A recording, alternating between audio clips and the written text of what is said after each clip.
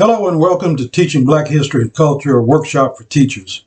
I'm Bennie Ivory, a member of the Thomas D. Clark Foundation and chair of the Foundation's Social Justice Committee.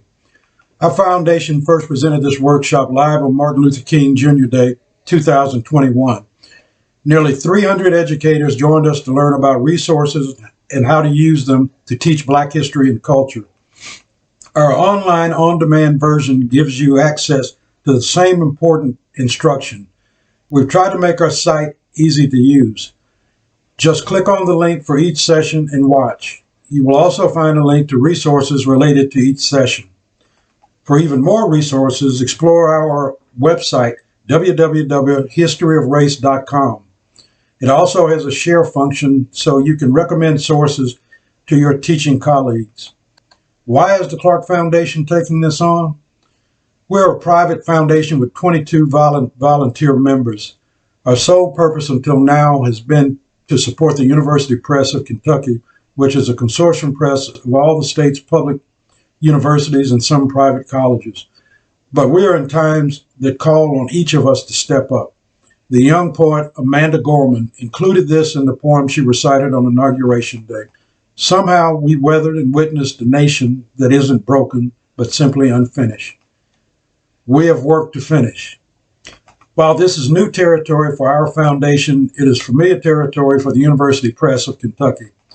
The press has an extensive catalog of civil rights materials, which our board feels can be foundational in building a permanent program to assist teachers across the state in teaching Black history in a full, truthful, and authentic way. Many of the books are being made available through a new open source window that you can explore from our website. And we're committed to even greater access and scholarship that will help in your classrooms. The Clark Foundation hopes to establish a permanent program to provide teachers with training, mentoring, teaching aids like instructional videos, and links to a treasure trove of resources that are available not only from the University Press of Kentucky, but from institutions across the state and the nation. We are working to curate these resources and provide lesson plans and teaching guides. We've done a great deal of research, and everyone we have talked to, teachers, college professors who teach teachers, and school leaders at both the local and state level have delivered a consistent message. At present, Black history isn't taught in all of the state's 172 school districts.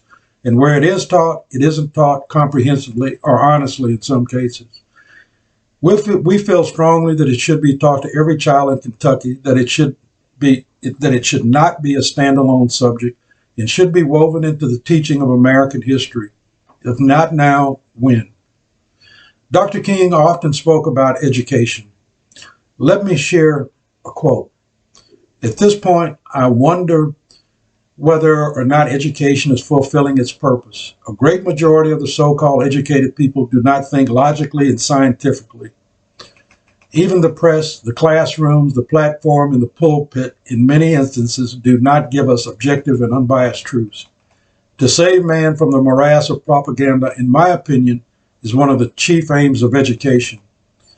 Education must enable one to sift and weigh evidence, to discern the true from the false, the real from the unreal, the fact from the fiction. Now let me turn it over to Dr. Jason Glass, Kentucky's Commissioner of Education. He is a native of Brandenburg and a third-generation Kentucky educator. And his commitment to teaching Black history and culture is, like ours, strong. Hi, I'm Jason Glass, Kentucky's Commissioner of Education and Chief Learner. Thank you for asking me to speak at the Teaching Black History and Culture workshop, and thank you to our teachers who are taking the time to participate in this important event. The Kentucky Board of Education, the Kentucky Department of Education, and I are supporters of and advocates for racial equity. Back in July, the board unanimously approved a resolution affirming its commitment to racial equity in Kentucky's public schools. It was an important step, but just the first one. In October, my first hire as commissioner was to bring Dr. Thomas Woods Tucker on staff as the department's and the state's first chief equity officer and the leader of the Office of Teaching and Learning.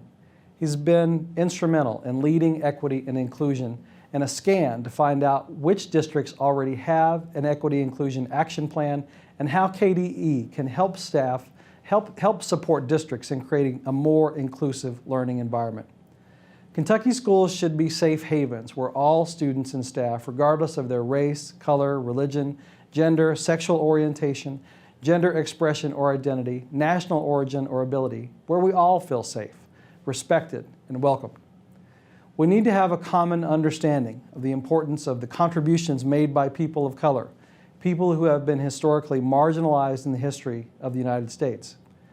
We must have further and deeper conversations about bias and how it can be hurting our coworkers, students, and their families. We must change the lens we use to look at the world before we can make meaningful changes that are just and will help all of Kentucky. I also believe that it is past time for Kentuckians to begin having critical conversations about racial trauma, implicit bias, regardless of the racial makeup in our schools, districts, or communities. I often hear questions about how a district can confront racial inequities if there are very few minorities in that community.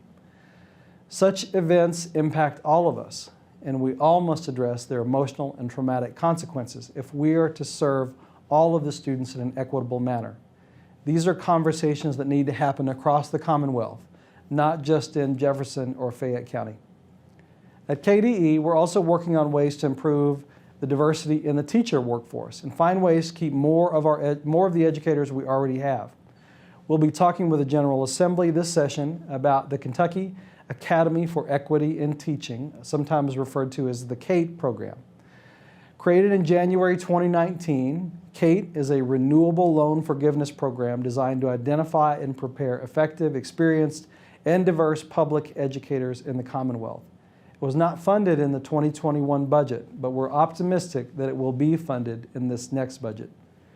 We know from research that effective teachers are among the most important in-school factors for student success.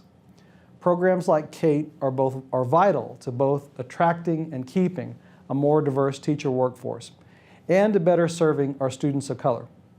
A diverse educator workforce can help improve student achievement and educational attainment, making this investment a critical priority. As educators, we're always looking for more ways to engage our students. One way we can get there is for students to see themselves in the curriculum. They need to have a voice in their own education, and they need to have educators that look like them and have experiences like theirs. Oftentimes when we confront challenges like this, challenges like systemic racism and inequities that are in our country, that have left a significant portion of our population behind, educators say they understand the problem, but they don't know what to do or where to get information.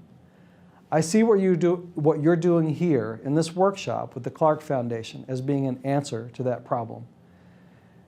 This is nothing that can be fixed overnight, but making sure that all of our students are receiving an equitable education is the right work, and it is just. This change, like all changes, will take time, and I hope that you'll join us in this difficult but necessary and important work that lies ahead. Thank you.